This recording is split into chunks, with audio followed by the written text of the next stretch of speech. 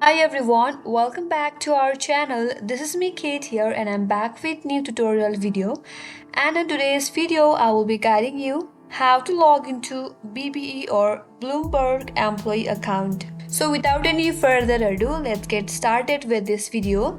First of all, on your desktop, you have to open up any web browser that you want. Here I'm going with Google Chrome. Then on the search URL, type in BBE employee login. Enter on your keyboard. Now head over to the first link on your interface that says log into BBE. Now you will be directly redirected to the login page.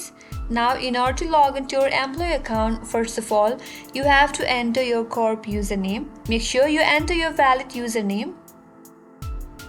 And under that, you have to enter your correct password. Once you do that, click on this next button and on the next page, you will be logged into your account.